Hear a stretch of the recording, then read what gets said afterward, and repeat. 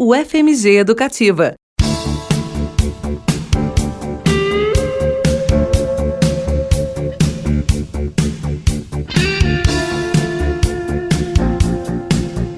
Esse é o Conexões, de volta aqui pela UFMG Educativa, a estação do conhecimento. Conexões trazendo sempre cultura, ciência, cidadania nas ondas do rádio, sempre de segunda a sexta, de 10 ao meio-dia, comigo, Luísa Glória. Os crimes e outros temas mórbidos costumam chamar a atenção do público, seja com histórias reais, seja com as ficções construídas em novelas, filmes, séries. E essa curiosidade muitas vezes vai além do crime em si, se espalhando para a vida do pessoal, para a vida pessoal dos envolvidos, né? O que ganha uma dimensão diferente na atualidade por causa das redes sociais. Por que a gente está falando disso, né? Porque 2 casos recentes geraram debate. 2 homens que cometeram crimes e tiveram um aumento do número de seguidores em seus perfis online. Seguidores seriam aqueles que seguem porque acham que aquela página ou a pessoa por detrás dela pode oferecer alguma coisa de útil ou de interessante para que alguém deseje acompanhar as postagens de perto. No dia 10 de julho deste ano, o médico anestesista Giovanni Quintela Bezerra foi preso em flagrante por estupro de vulnerável após ser filmado abusando de uma paciente desacordada enquanto ela passava por uma cesárea. Os vídeos se espalharam pela internet. O médico foi suspenso pelo Conselho Regional de Medicina do Rio e segue preso sem conseguir um advogado para representá-lo perante a justiça. No entanto, o número de seguidores dele nas redes sociais aumentou consideravelmente. Na manhã em que o crime foi noticiado, ele tinha cerca de 200 em seu perfil no Twitter. Algumas horas depois, esse número já passava de 3 mil e em 2 dias ele atingiu os 26 mil. Número atribuído a contas falsas que foram surgindo após a denúncia usando o nome do anestesista, já que as oficiais foram deletadas poucas horas depois do anúncio do crime. O outro caso é o do ex-ator, atualmente pastor, Guilherme de Pádua, que assassinou a atriz Daniela Pérez nos anos 90. O crime foi cometido há 30 anos, já teve um desfecho judicial com julgamento e cumprimento de pena por 7 anos em regime fechado. Este ano a história voltou à tona depois do lançamento da série Pacto Brutal, que resgata a história por meio de vários depoimentos, dentre eles o da mãe de Daniela, autora de novelas Glória Pérez. A série documental foi criticada por um advogado que, em texto publicado pela Folha de São Paulo, defendeu ser um perigo a obra audiovisual não contar a versão de Pádua, apesar das provas serem incontestáveis e o ex-ator ser réu confesso. O pastor também viu os seguidores das suas redes aumentarem bastante depois da estreia dessa série. E para a gente conversar sobre esse fenômeno, né, para a gente refletir sobre o interesse social em torno desse assunto, o aumento de seguidores de pessoas que cometeram crimes, eu converso agora com um professor no Departamento de Psicologia aqui da UFMG, ele que é psicanalista e autor de diversos livros, dentre eles Clínica Psicanalística Online, pela Zagodoni Editora, o professor Fábio Belo. Muito bom dia, professor Fábio Belo. Seja sempre muito bem-vindo aqui ao UFMG Educativa. Obrigada desde já pela sua participação hoje, professor. Bom dia, Luísa. É sempre um prazer estar com vocês aqui. Prazer é todo nosso, professor. E antes da gente entrar, né, nesses casos, que a gente fez um pequeno apanhado aí, a gente quer comentar a relação dos crimes, né, reais e contados pela mídia ou ficcionais explorados em filmes e séries que costumam atrair a atenção de muita gente. Como é que a psicanálise vê esse fenômeno, professor? O ser humano ele tem uma curiosidade natural pelo crime, pelo que é mórbido? Sem dúvida.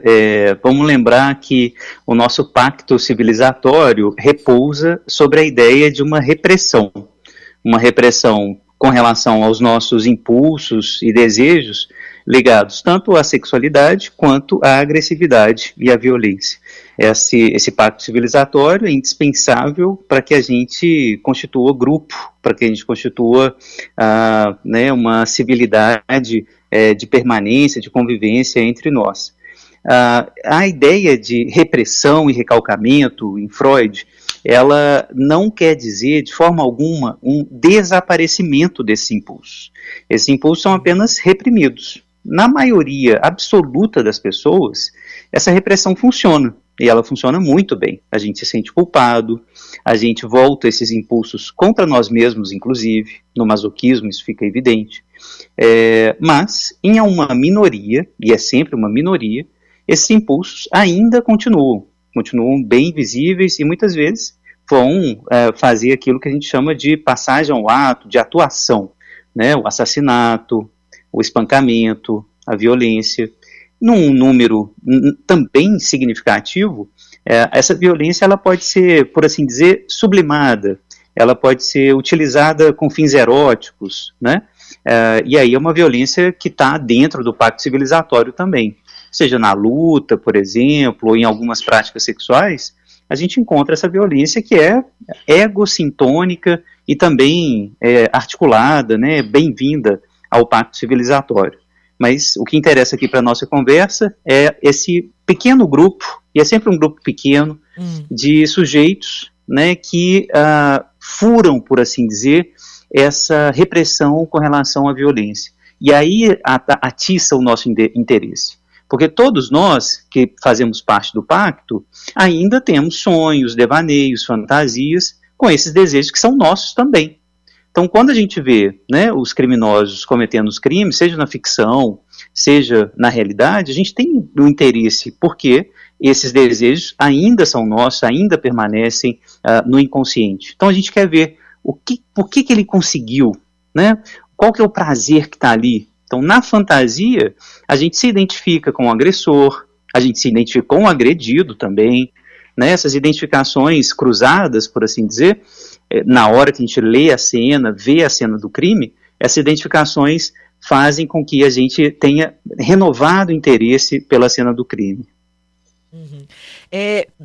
Interessante isso, professor, porque para a gente entender, né, esse interesse pelo crime e esse interesse pelo criminoso também, né, esses casos recentes que tomamos como exemplo para essa entrevista, ele tem algumas diferenças, dentre elas a temporal, né, a história do médico anestesista ainda está acontecendo, enquanto a do ex-ator Guilherme de Pádua teve um desfecho judicial, né, Sim. há décadas. E aí, no caso do médico, que poderia explicar um aumento tão expressivo no número de seguidores nas redes sociais, né, até esse fenômeno de criar perfis para essa pessoa, de ter esse tanto de seguidor, logo após a divulgação do vídeo em que ele comete o crime, a gente tem um componente de curiosidade, de admiração, de certa maneira aí também, professor? Sem dúvida. E nesse caso absurdo, né, essa violência se articula à sexualidade de uma maneira muito brutal e traz uma cena que eu acho que é uma das cenas mais poderosas do ponto de vista do inconsciente, que é o abuso de uma pessoa passiva, né, o apassivamento da vítima. Então, um apassivamento brutal, né, produzido pela técnica da anestesia, numa situação de passividade muito grande, né, que é o parto, e aí você tem essa violência sexual contra essa mulher. A curiosidade está em tentar entender, e eu acho que isso já é motivo suficiente para a gente ir lá, tentar ver quem que ele é, que grupo político que ele segue, né, o que ele fala, quais são o funcionamento público dele ali naquela rede social. A gente quer tentar entender, né, por que a repressão falhou ali, o que tem, né, por que o pacto perverso que ele está estabelecendo com as pacientes está funcionando. Então, acho que o primeiro ponto da curiosidade é esse, né? Como que ele consegue furar a repressão? O que ele é? Quais são as outras características dele? E aí, a partir daí, a gente tem claro, códigos sociais complexos, né, que vão situar o campo do criminoso no campo da monstruosidade. Né? O Michel Foucault vai falar muito disso, né, a construção do criminoso como monstro, porque a gente, ao mesmo tempo que se identifica com ele, né, quer abusar, quer apassivar, quer ter esse poder, a gente também se distancia do criminoso e quer se distanciar ao máximo. Eu não tenho nada daquilo, eu não quero ter nada daquilo, então vou lá ver o monstro que ele é e procurar sinais da monstruosidade, para dizer, eu sou, né, de um grupo e esses monstros são outras pessoas que devem ser, inclusive, eliminados. Então, inclusive, o discurso da monstruosidade vai servir para um certo penalismo popular que justificaria a eliminação dessas pessoas, né? O que é absurdo do ponto de vista do Estado Democrático de Direito. Sim. Mas a ideia é construída assim, eu quero procurar a monstruosidade dele. Então, o interesse, Luiz, assim, parece que é renovado um tanto pela identificação inconsciente. Nossa, ele furou, né, a barreira da repressão.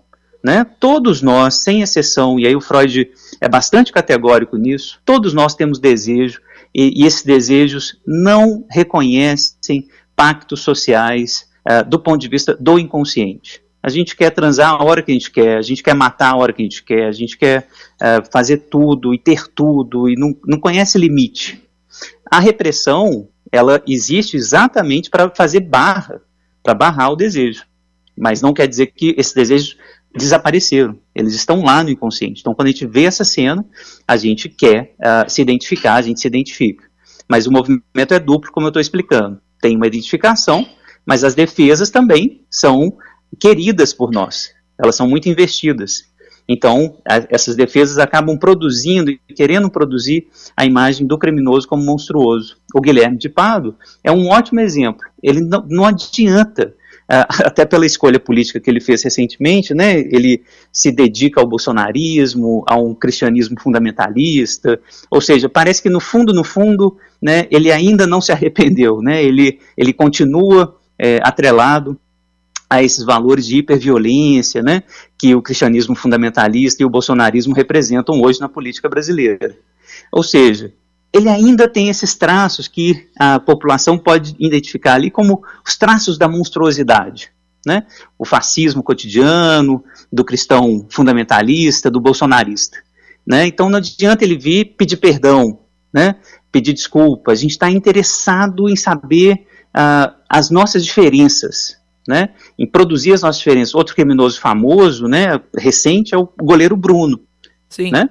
Que esquartejou a mãe do filho, né, e deu o corpo para os cães devorarem, né, e a gente tem todo o interesse nesse sujeito. Como pode ser tão monstruoso? Então, essa ideia de monstruosidade ajuda a gente a fazer essa projeção dos nossos desejos lá fora. Eu não tenho nada disso. Eu sou bom, eu não sou criminoso, eu não tenho desejo nenhum disso. Né? Então, acho que esse recurso defensivo é muito importante nesses casos midiáticos, porque criam um bode expiatório e esse campo do imperdoável. Isso é muito importante também, porque se a gente vê os comentários nas redes sociais, não sei se você teve essa curiosidade mórbida de ler os comentários nas postagens, né, onde esses criminosos aparecem, não há nenhum espaço para o perdão. Não há. Então, ali no tribunal da internet, o campo é do imperdoável. Então, assim, não, por mais que eles falem ou, né, se retratem, no caso do Guilherme, né, vai para a igreja, enfim, mesmo com essa dinâmica fundamentalista, não adianta. Ele está dentro do campo do imperdoável porque a gente já situa esse sujeito ali no campo da monstruosidade. Isso também faz parte das nossas defesas. Sim. Professor, vou querer passar mais um pouquinho por esse ponto da internet, da mídia também, mas aproveitando que o senhor trouxe também esse caso do goleiro Bruno, né, quando a gente tenta ver semelhanças, o que a gente vê em comum é o fato de se tratarem de crimes de gênero, né, crimes contra uma mulher cometidos por um homem em uma posição social de certo prestígio, ainda que haja um intervalo, né, entre eles. Aqui a gente está falando lá do Guilherme de Pado há 30 anos, um muito recente. Como é que esses fatores influenciam na recepção do público a essas narrativas? O que isso diz também da nossa sociedade? Sem dúvida, né? Assim, não há a menor dúvida com relação à influência, né, interseccional da raça, do gênero e da classe na produção da criminalidade. Nenhuma dúvida, né? Os homens são mais violentos contra as mulheres em especial, né? São também mais violentos contra os homens, né? Nós, homens, somos as vítimas também, né, mais comuns da violência dos homens. Então, assim, a masculinidade, o machismo, o sistema patriarcal, ele é um sistema absolutamente violento contra as mulheres, contra os homens, né? Mas, sem dúvida, o gênero ele é um dos fatores fundamentais aqui. Vamos lembrar também, só para explorar um pouco essa dinâmica, de um crime interessante, né, que também chamou atenção na mídia, que é a deputada Flor de Lis, né, uma deputada bolsonarista também fundamentalista cristã, que manda executar o seu filho adotivo com quem ela se casou. Né? Ou seja, o crime é um prato cheio para a psicanálise, né? O incesto, né, o assassinato, enfim, todos os desejos inconscientes, né, que a gente gostaria de ver reprimidos. A pastora Flor de Lis, cantora famosa, né, no campo fundamentalista cristão, manda matar o seu marido. Isso também, claro, entra nessa dinâmica do poder de gênero, etc. Não dá para comparar, evidentemente, a violência das mulheres contra os homens, que existe, a gente não pode negar, né, com a violência dos homens contra a mulher. A violência dos homens contra a mulher é estrutural, pervasiva, absolutamente terrível, né, que está lá na nossa cultura, estruturando a nossa cultura. Essa é uma violência estrutural. A violência da mulher contra os homens, não. Ela é mais pontual, né? Ela tem uma dinâmica específica também. Ela existe, não se pode negar, né? E ela também vai atiçar a curiosidade. É interessante a gente ver a dinâmica da curiosidade com relação à Flor de Lis, por exemplo, né? A mesma dinâmica. É uma monstruosa, é uma monstra, né? Não tenho nada a ver com ela, nem todas as mulheres, né? Então, assim, essa dinâmica de tentar situar o assassino, o criminoso, no campo da monstruosidade, no campo do outro absoluto, é uma defesa importante do nosso campo civilizatório. Perigosa, muito perigosa, porque a gente acaba produzindo mais legitimidade, quando a gente faz isso, para um pacto mortífero. Porque quando a gente situa o outro no campo da monstruosidade, a gente está dando aquela legitimidade que o discurso fascista, por exemplo, vai dizer: bandido bom é bandido morto. Porque ele é monstro, ele não é humano como a gente. Então é um discurso muito perigoso, né? Mas, de qualquer maneira, fascina a gente. Fascina. O criminoso sempre nos fascinou por aquilo que ele realiza do ponto de vista do desejo infantil. Ele supera as repressões. Ele vai além daquilo que é exigido pelo pacto civilizatório, né? E no limite, o Freud até vai brincar com isso, né, em alguns textos, o criminoso também, ele faz mover o pacto civilizatório. Muitas vezes, né, o que é considerado crime num determinado pacto civilizatório, na verdade, pode ser anunciado logo depois, né, como liberdade individual, etc. Vamos imaginar aqui, né, há um século atrás, a homossexualidade era considerada crime, né, o que num pacto civilizatório é absurdo hoje, né? Sim. Mas os criminosos de então, né, eram então também admirados, por assim dizer, com essa fascinação, mas situados nesse campo da monstruosidade também. Uhum. E, professor, um outro termo, né, que a gente tem se deparado aí com essa discussão é o do pânico moral, que é uma das questões que foram associadas à série Pacto Brutal, né, de que ela causaria um pânico moral na audiência, que é a ideia de um grande mal que ameaçaria o bem-estar da sociedade, nesse caso personificado na figura do assassino. A produção aborda a teoria de que havia uma espécie de pacto ritualístico entre Guilherme de Pádua e sua esposa na época, Paula Tomás, que os levaram a cometer o crime. Como é que o senhor explicaria a ideia de pânico moral? Como é que ela influencia a relação do espectador com a história real de um crime também? Ela é absolutamente fundamental a gente lembrar que o ser humano ele é movido muito mais pelo afeto do que pela razão, né? E é doloroso ter que admitir isso. Nós que nos nomeamos, né, a nós mesmos de Homo sapiens, né?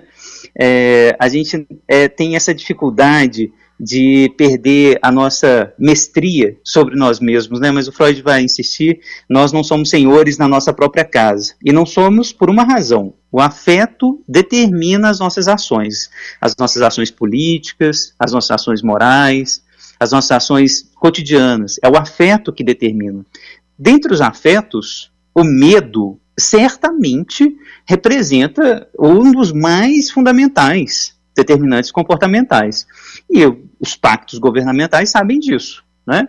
Então, hoje em dia, por exemplo, a gente está tendo um discurso muito estrutural né, hoje em dia, e isso começa desde a década, na verdade, de 40, com a grande tomada comunista, você tem um discurso no capitalismo que o comunismo vai voltar, o comunismo vai tomar sua casa, por exemplo. Né? O medo, nesse caso, ele é mobilizado politicamente para fazer com que uma ação política se execute. A mesma coisa vai acontecer do ponto de vista midiático, jornalístico, quando a gente fica o tempo todo construindo a imagem do monstruoso, da monstruosidade. O que interessa no pacto jornalístico com relação ao crime é sempre mostrar o indivíduo criminoso, nunca o contexto que produziu aquele sujeito, nunca as múltiplas razões que consideram a execução do crime. Nunca. Sempre o criminoso. Então, eu sempre vou buscar na produção jornalística da exibição do crime, a exibição do monstro. É esse o ponto. E isso, obviamente, vai facilitar enormemente os pactos governamentais, por exemplo, com relação à segurança pública. Né? Eu vou justificar a polícia armada na rua porque existem monstros à solta. Veja só, estou te mostrando, olha, o Guilherme, é o Bruno, é a Flor de Lis, né? Esses monstros estão à solta.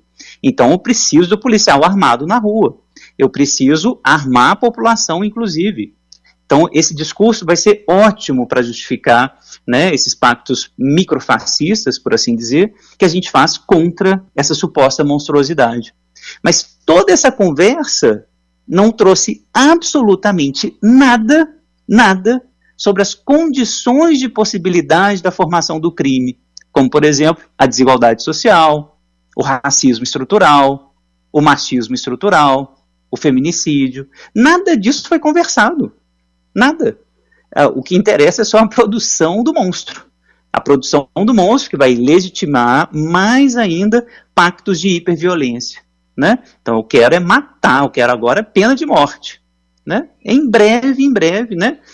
Com esse clima, né, do fascismo que permanece no Brasil, os temas, né, do aborto e da pena de morte voltam à tona, exatamente porque a gente fica criando caldo moral, afetivo, veja bem, Luísa, afetivo, que justifica esse tipo de determinação. Né?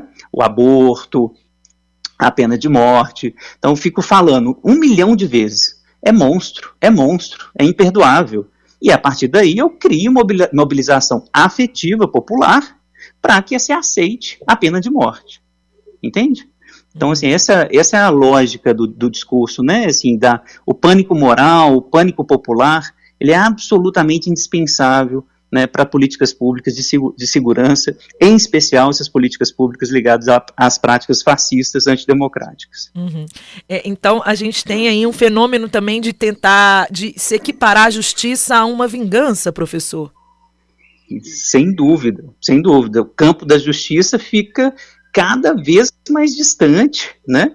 Justiça redistributiva, uma justiça simbolizada, né? Uma justiça que não está mais ligada à ideia arcaica e concreta do olho por olho, dente por dente. Uhum. Né?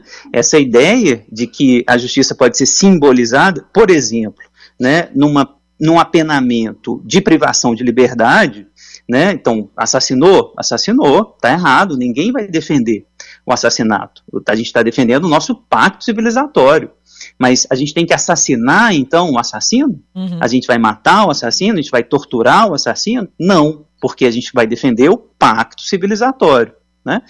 Esse pacto civilizatório vai dizer, se você assassinou, então eu vou simbolizar a sua pena e vou te restringir a liberdade. Restrição de liberdade de 12 anos, 15 anos que seja, né? Beleza, fica lá, 15 anos na cadeia. É um pacto que a gente está fazendo? É um acordo? Beleza. Pode ser pouco? Pode. Vai ser 30 anos? Ok. Mas a ideia de que essa privação de liberdade equivale a uma punição, equivale a uma tentativa de ressocialização, é uma das bases do Estado Democrático de Direito, de que o Estado não vai fazer aquilo que o assassino está fazendo. Sim. torturando, matando, estuprando. Quando eu dava aula no direito, né, a primeira pergunta que eu fazia para os alunos é: o estuprador merece ser estuprado na cadeia? A nossa fantasia, Luísa, é que sim. E todos nós temos que admitir, a maioria vai admitir facilmente, eu tenho a fantasia de que um estuprador merece ser estuprado na cadeia infinitas vezes, para ele aprender o que é estuprar uma menina de 10 anos de idade. É claro que essa fantasia nos vem. A gente não tem que negar essa fantasia de que o nosso desejo é esse, que o estuprador seja estuprado, seja torturado, seja violentado na cadeia. Nossa fantasia existe, o nosso desejo existe. A grande questão é: a gente vai assinar este pacto, ou o pacto que a gente vai sustentar é, infelizmente, quando o estuprador faz o que ele faz, ele tem que ser punido de outra forma. É privação de liberdade, né? É trabalhar, né, nas APACs, é se ressocializar, é fazer tratamento psicoterapêutico, né, para tentar ressocializar, salvar esse sujeito. O Estado Democrático de Direito está baseado nisso, na ideia de que eu posso recuperar o criminoso. Essa é uma das bases do Estado Democrático de Direito, de que a vida humana, e a dignidade da vida humana, elas são valores inegociáveis. Quem está quebrando o pacto é o criminoso, né? E é difícil para a gente, porque a gente está fazendo o esforço de sustentar o pacto. Eu também quero transar a hora que eu quiser, com quem eu quiser. Eu não quero, né, me ceder à repressão. Meu desejo inconsciente é esse. Não quero. Eu quero transar a hora que eu quiser, com quem eu quiser, do jeito que eu quiser. Uai, mas não pode. Não pode. Tem que ter um pacto, tem que ter consentimento, tem que ter hora e lugar. Quando o cara faz isso, e ele rompe e fala: não, eu vou transar com quem eu quiser, na hora que eu quiser, eu fico com ódio. Porque todo o meu trabalho de renúncia, né, tá ali mostrado por ele que, nossa, você é um bobo. Então agora eu vou te punir com toda a minha força. Né? Então, assim, tá vendo que tudo está dentro de uma dinâmica dos afetos? E é por isso que os afetos são absolutamente fundamentais nessas narrativas que a gente traz do criminoso. Né? Essa ideia de que a gente tem que odiar um monstro me parece central nessa conversa. Professor, para a gente finalizar, queria voltar ali na questão da internet, né? O ambiente virtual tem características aí bem distintas da vida real ou presencial, né? É vida real também na virtual, mas é diferente aí da presencial, né? Tem uma possibilidade do anonimato, permite a adoção de posicionamentos ou discursos que as pessoas costumam não sustentar nas relações cara a cara. Então, esse tipo de efeito também influencia no fenômeno, nesse fenômeno da curiosidade, do aumento de seguidores, de pessoas que cometeram violações, e também, já emendando aqui, né, para a gente ir para o lado oposto, a gente também tem, né, visões de indignação com esse fenômeno, como o senhor comentou, né, não tem perdão aí para muitos dos comentários na internet, então manifestado aí por vários usuários nas redes sociais, apontando até um sentimento de desesperança na humanidade. Então, do ponto de vista coletivo, professor, como é que a gente analisa esse cenário? Sem dúvida, a internet e esse mundo virtual, né, que traz o anonimato como um certo tipo de garantia para a exibição justamente desses desejos pré-conscientes e inconscientes, isso fica claro que do lado supostamente do bem, né, o mal também reside.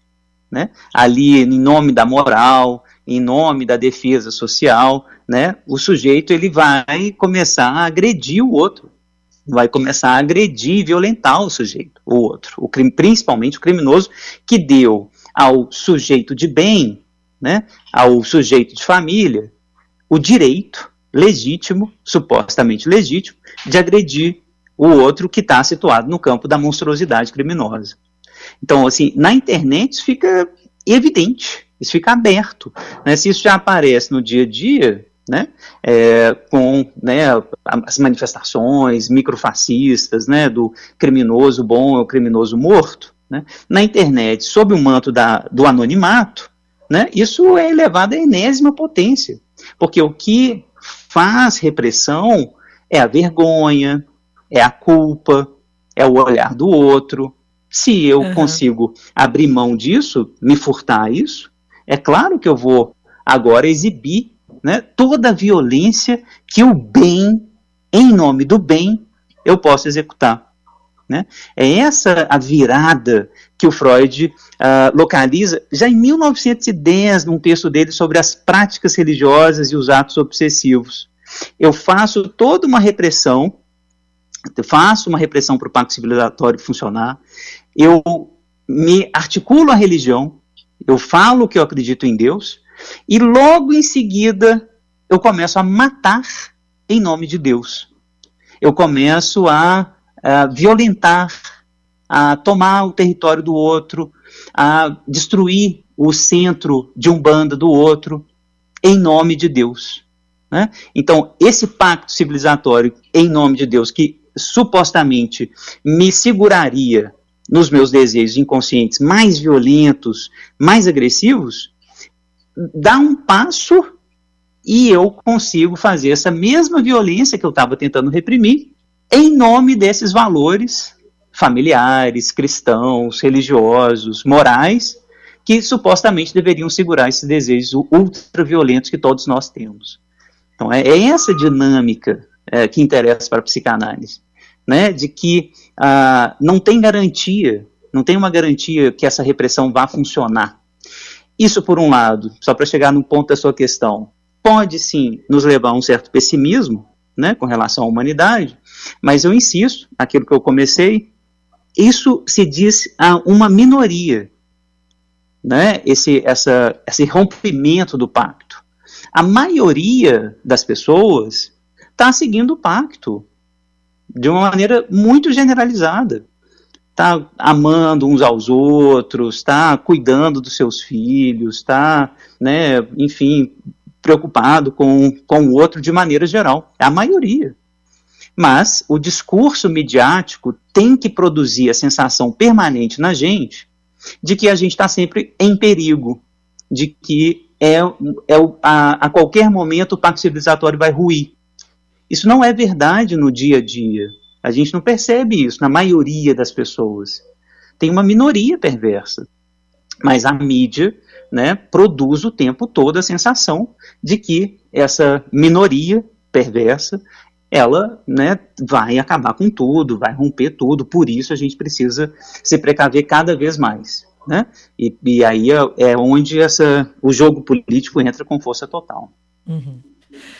Professor Fábio Belo, assunto muito interessante, né? A gente poderia continuar conversando aqui por várias horas. Agradeço muito, professor, as suas informações, suas reflexões, análises. Conte sempre aqui com a gente da UFMG Educativa, professor. Muito obrigado, estou à disposição e sempre que quiserem conversar, o departamento aqui de psicologia está à disposição de vocês. Obrigada, professor. Um abraço, um bom dia, até a próxima. Bom dia. Aí essa foi minha conversa com o professor do Departamento de Psicologia da UFMG, ele que é psicanalista, é autor de diversos livros, dentre eles Clínica Psicanalítica Online pela Zagodoni Editora, o professor Fábio Belo. A gente conversou sobre o aumento no número de seguidores nas redes sociais de responsáveis por crimes violentos, né? Foi a partir daí que veio a nossa conversa. Por quê, né? Recentemente, o médico anestesista Giovanni Quintela, preso em flagrante por estupro de vulnerável, teve um ganho de milhares de seguidores e também a criação de perfis falsos com o nome dele. O mesmo aconteceu com o ex-ator Guilherme de Pádua, que matou Daniela Pérez nos anos 90, depois do lançamento de uma série audiovisual que resgata o caso. Então, o professor Fábio Belo trouxe, né, essas reflexões, análises sobre a curiosidade que os crimes e temas mórbidos costumam gerar, os motivos também, né, que trazem esse interesse por criminosos, por crimes e criminosos, principalmente quando as histórias estão na ordem do dia, né, o próprio papel da mídia nisso também. Para você acompanhar os trabalhos do professor Fábio Belo na psicanálise, ele que é muito presente na internet, você pode acessar o canal do docente da UFMG no YouTube, o endereço é youtube.com/Fábio Belo 76, Fábio Belo 76, e também tem o perfil no Instagram, @Fábio Belo 1976, tá? E essa conversa que a gente teve aqui nesse espaço, no Conexões, fica disponível na íntegra para você que quiser escutar novamente ou pegar desde o início, se pegou pela metade. Fica no nosso SoundCloud junto com todos os bate-papos realizados aqui na nossa programação, soundcloud.com/Rádio UFMG Educativa. Rádio UFMG Educativa, tudo junto, tá bom? UFMG Educativa.